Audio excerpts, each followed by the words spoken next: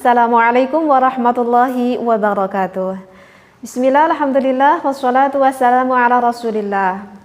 Para jamaah Nasraniyah yang saya hormati tentunya dan juga saya cintai, dan juga saya salam sapa pada jamaah Nasraniyah wabil khusus yang ada di negeri Malaysia.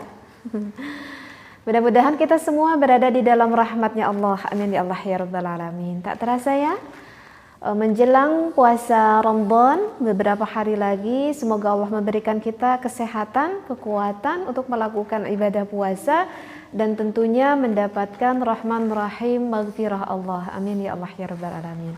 Insya Allah saya rencana untuk bulan puasa 1 bulan full ini ingin mengadakan live streaming. Waktunya sekitar tabuh jam 8:30 malam ya, setelah kita sholat tarawih 8:30 mungkin ya, kurang lebih lah sekitar jam segitu waktu Indonesia Barat. Insya Allah kitab yang ingin saya kaji, insya Allah jika Allah berkehendak, saya ingin mengkaji kitab Sulam Taufik. Mudah-mudahan selama 1 bulan kita bisa khatam ya, bisa tamat Sulam Taufik tersebut. Baik. Bismillahirrahmanirrahim. Bismillah, alhamdulillah, wassalatu wassalamu ala rasulillah. Qurratul Ain ada di dalam kitab Qurratul Ain pada halaman 72.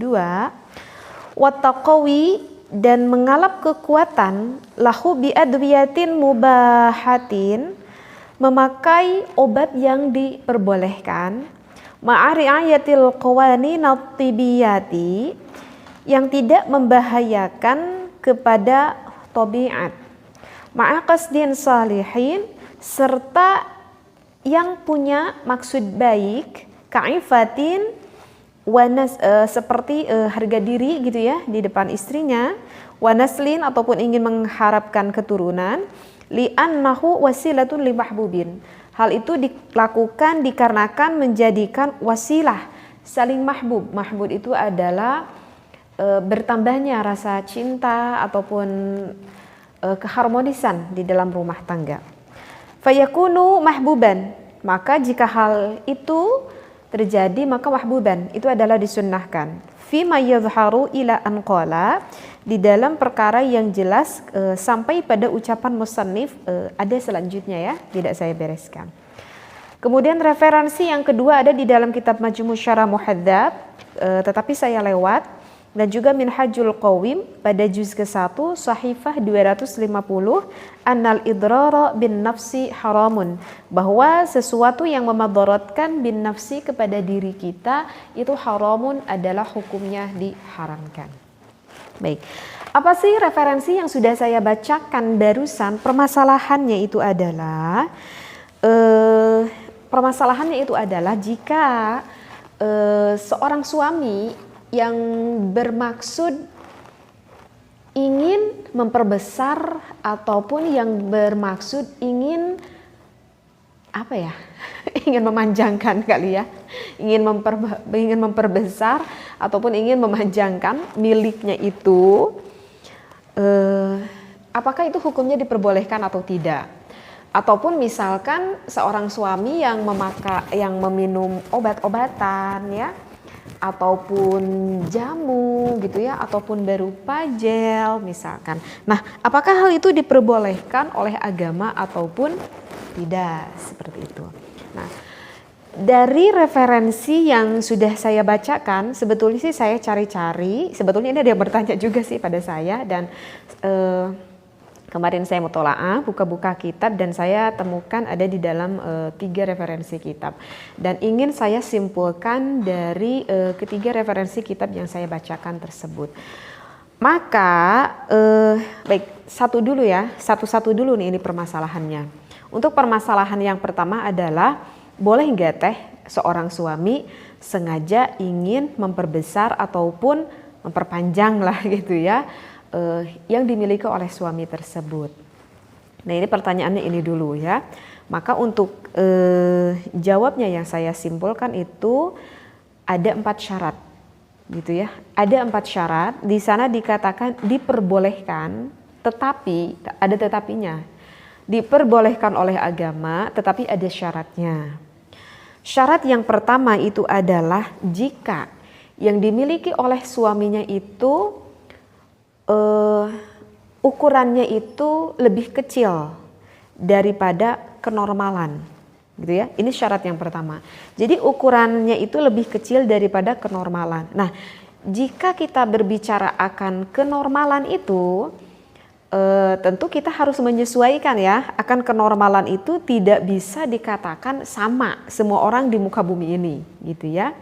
Karena ya kita kan lihat fisik orang Asia nggak bisa disamakan dengan fisik misalkan orang Eropa, gitu ya, ataupun orang Rusia gitu.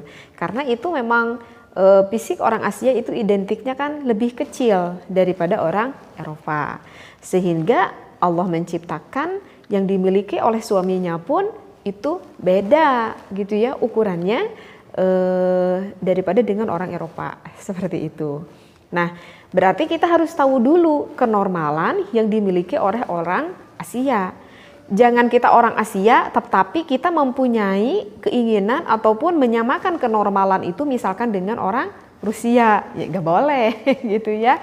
Ya karena kita orang Asia ya samakan standar orang Asia itu berapa senti sih gitu ya. Dan saya nggak ingin mengasih tahu kan ya berapa sentinya, nanti bisa searching aja di Google, itu mudah ya gitu ya. Nanti saya takutnya terus ada apa gitu ya. Nah, sedangkan kan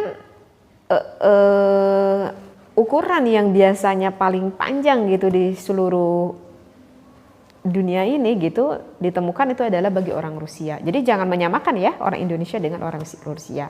Mungkin bisa difahami di sini ya untuk syarat yang pertama. Jadi syarat yang pertama itu jika ukurannya itu lebih kecil daripada kenormalannya. Dan untuk syarat yang kedua diperbolehkan oleh fikih itu adalah jika ukurannya itu sampai mengganggu akan keharmonisan rumah tangga. Ya. Jadi kalau misalkan ukuran itu berpengaruh sekali kepada istrinya sehingga keharmonisan rumah tangganya itu sampai terganggu, maka hal itu bisa dipertimbangkan. Berarti pertanyaannya adalah apakah kalau begitu boleh gak kalau misalkan pemuda, ya tentu pemuda ini belum menikah gitu ya, melakukan hal itu, ingin memperpanjang ataupun ingin memperbesar. Maka jawabnya itu ya gak boleh kalau pemuda. Karena kan pemuda tersebut belum tahu kan, karena dia itu belum menikah gitu. Apakah ukurannya itu nantinya mengganggu ataupun tidak akan keharmonisan seperti itu. Ya siapa tahu meskipun seorang pemuda tersebut merasa kurang percaya diri akan ukuran yang ia miliki, tapi kan siapa tahu setelah ia menikah ternyata istrinya itu misalkan suka yang imut-imut gitu ya, kita kan nggak tahu gitu. Ya makanya hal ini nggak boleh dilakukan jika status laki-laki tersebut itu masih pemuda. Jadi bisa dilakukan itu adalah bagi yang sudah berumah tangga, dan itu pun boleh dilakukan jika hal itu sangat pengaruh sekali akan keharmonisan rumah tangga bagi suami istri tersebut. Nah, di dalam konteks keharmonisan rumah tangga ini gitu ya, ini mesti dipahami dulu. Mesti dipahami dulu bagi seorang suami dan juga bagi seorang istri gitu ya.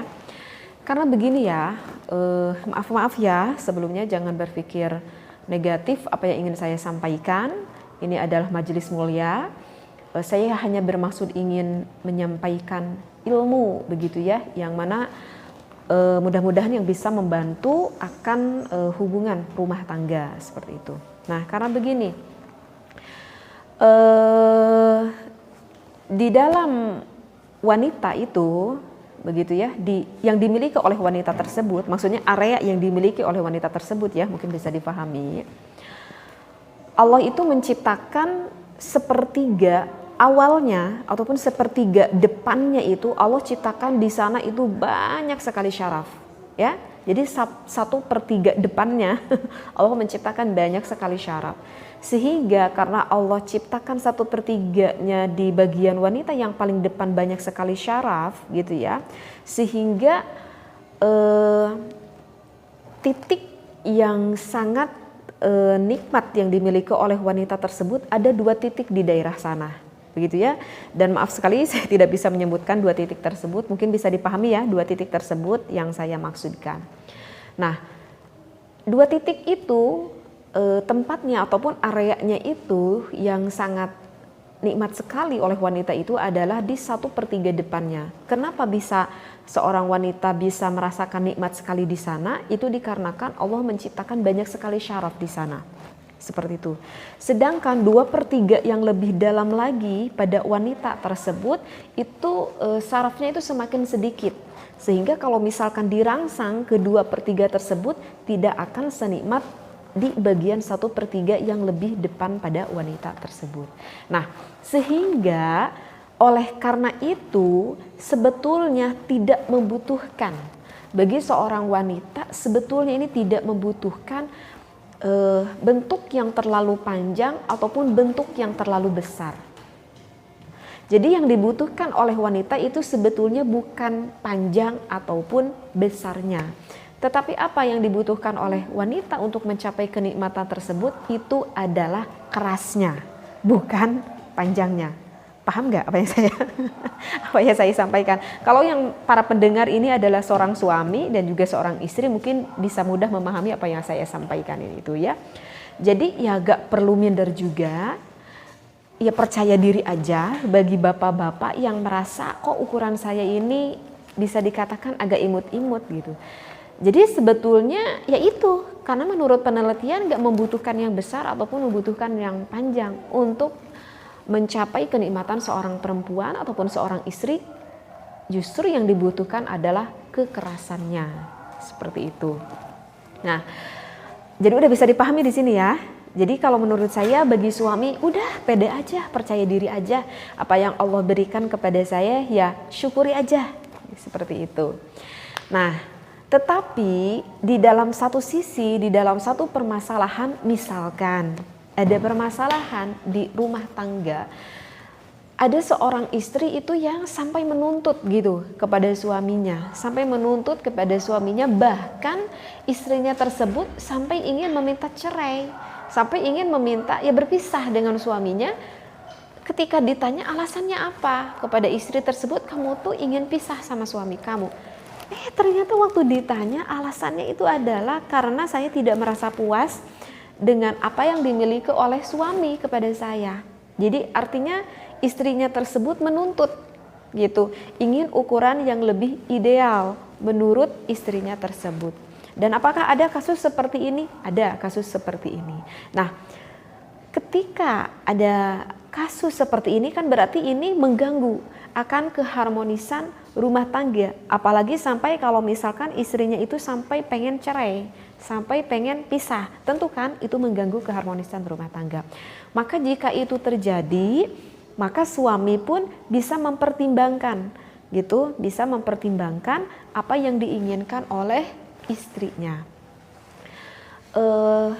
Tetapi dari apa ya? Kalau saya pikir-pikir dari kejadian seorang perempuan ataupun seorang istri yang menuntut kepada suaminya akan ukuran yang dimiliki oleh suaminya tersebut, yaitu saya kembalikan akan kerujukan pertama. Tadi maksudnya ke syarat pertama. Jadi seorang wanita dan seorang suami itu harus tahu dulu ukuran normal yang dimiliki orang Asia itu sebagaimana sih. Kalau kurang-kurang dikit ya wajar lah, seperti itu. Dan saya itu sangat mengkhawatirkan sekali, dan untuk syarat yang kedua maksud saya, dan untuk syarat yang kedua secara penelitian sebetulnya tidak membutuhkan yang besar dan yang panjang, tetapi yang dibutuhkan itu adalah kekerasannya gitu ya. Kenapa yang dibutuhkan itu adalah kekerasannya? Karena agar mencapai ke titik 1/3 area depan yang dimiliki oleh istri tersebut. Nah, itu pun sebetulnya sudah cukup bisa membahagiakan istrinya. Tetapi kenapa kok istrinya itu sampai menuntut ingin memiliki bentuk yang lebih besar gitu. Nah, itu sebetulnya sih ada beberapa kasus gitu ya.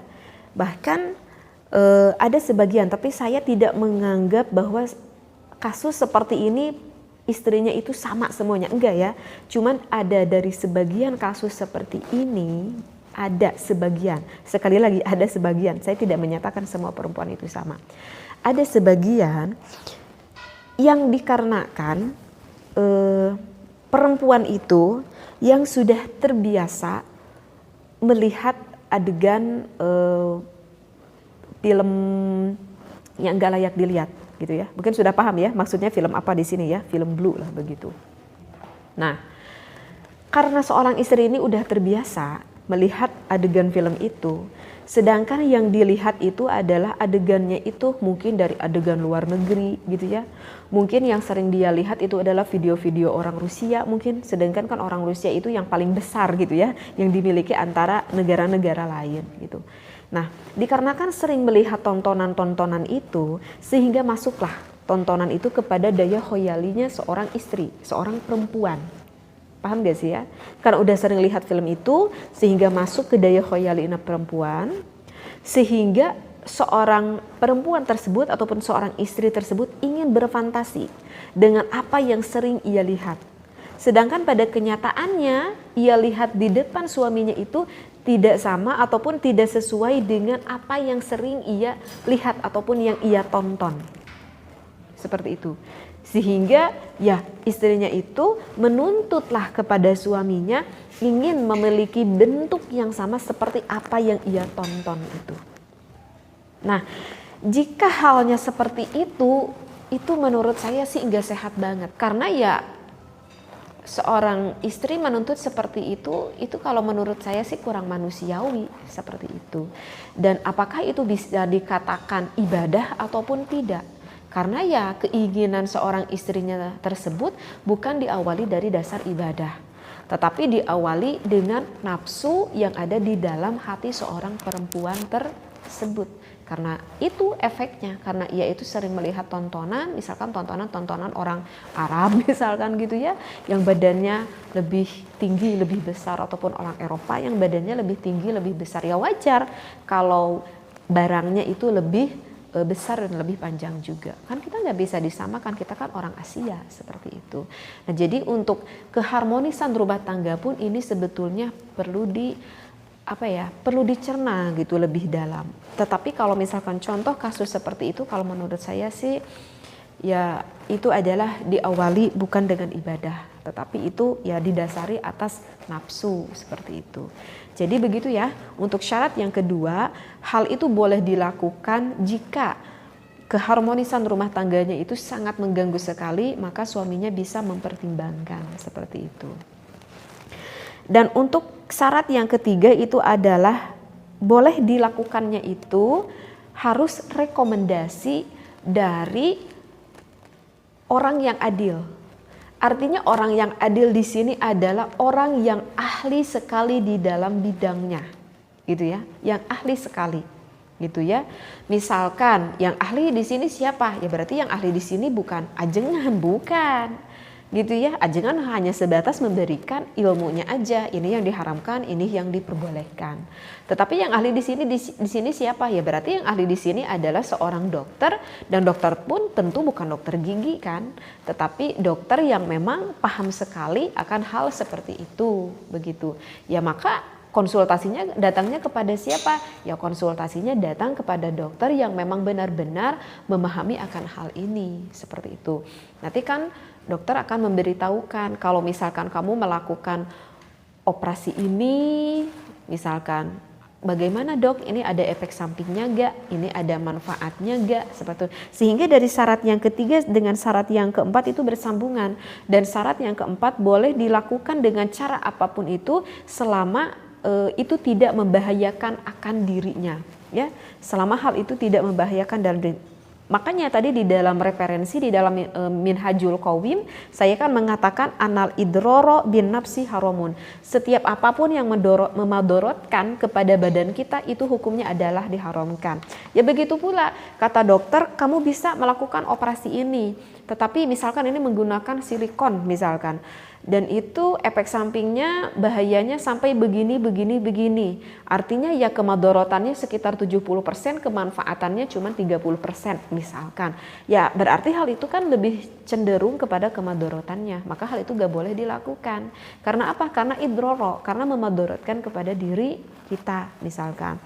Oh mungkin kata dokter ini ada nih yang misalkan kata dokter efek samping itu adalah selalu ada gitu, sehingga harus benar-benar sekali dipertimbangkan. Artinya di sini yang saya ucapkan, jika yang dilakukan prosesnya itu memadorotkan kepada badan kita, hal itu hukumnya adalah haram. Tetapi kalau misalkan ada trik, ada cara yang mana tidak membahayakan kepada badan kita, hal itu boleh dilakukan. Misalkan ada nih katanya bisa dengan cara dipijit misalkan, apa tuh, diurut gitu ya, diurut ya, tentu yang mengurutnya pun yang harus benar-benar adil, yang benar-benar paham banget akan ilmu urut tersebut gitu. Dan ingat ya, ini kan yang dimiliki oleh laki-laki, gak boleh yang mengurutnya itu adalah seorang perempuan, gak boleh. Jadi yang mengurutnya itu harus laki-laki lagi, gak boleh wanita, karena kan itu kebagian yang benar-benar aurat sekali seperti itu.